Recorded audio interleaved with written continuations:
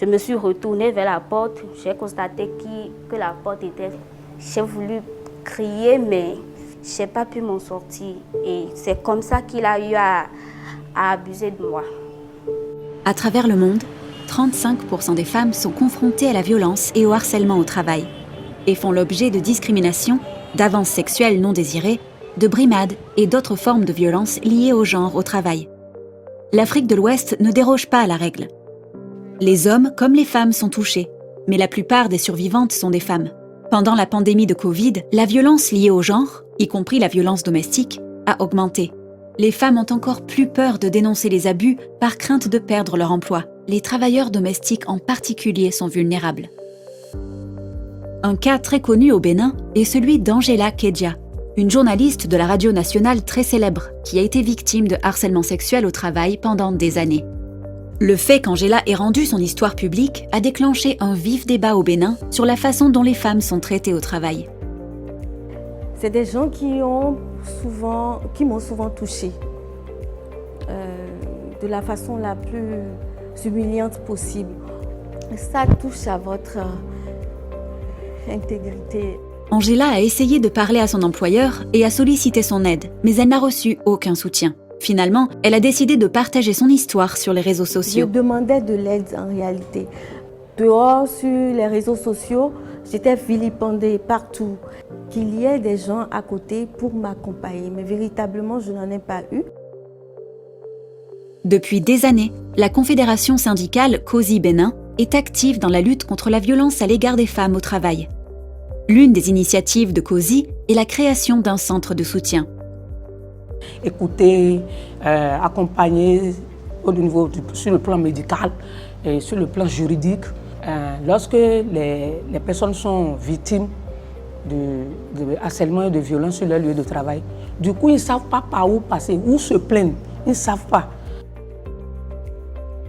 Quand je suis arrivée au centre, j'ai été reçue, écoutée et conseillée, surtout orientée. Actuellement, je suis en train de réfléchir à quelle alternative il faut prendre.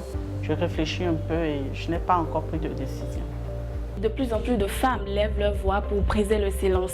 Parce que notre vision, c'est de faire sortir ces femmes qui sont dans l'ombre, ces femmes qui subissent les violences dans l'ombre et qui n'ont pas le courage de dénoncer leur bourreau, d'avoir le courage, d'avoir confiance en elles. La COSI Bénin, avec le soutien de CNV International, est active dans la lutte contre la violence et le harcèlement des femmes au travail. L'une des initiatives de COSI est la création d'un centre d'assistance avec un numéro de téléphone gratuit et un groupe WhatsApp pour la discussion et l'échange.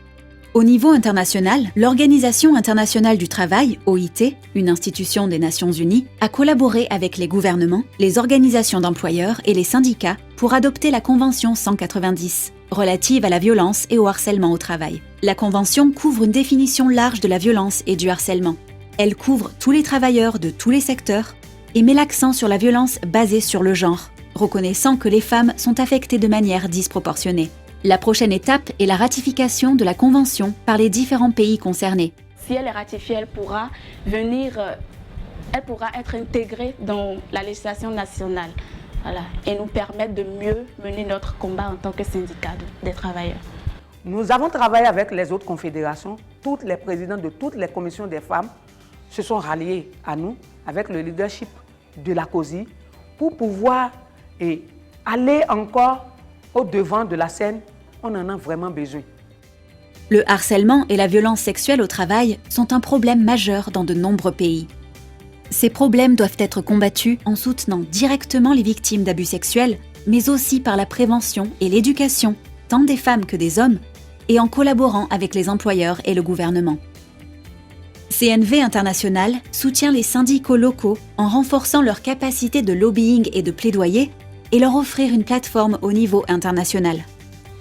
Parce que si nous ne parlons pas, nous gardons le silence sur ces choses-là, sur ces fléaux-là, sur ces horreurs-là, ça va continuer. Nous déconstruisons tous ces murs qui sont érigés autour de nous et qui nous enferment dans le silence, de sorte de pouvoir s'épanouir beaucoup plus en milieu de travail. Rejoignez-nous dans la lutte pour mettre fin à la violence basée sur le genre au travail dans le monde entier.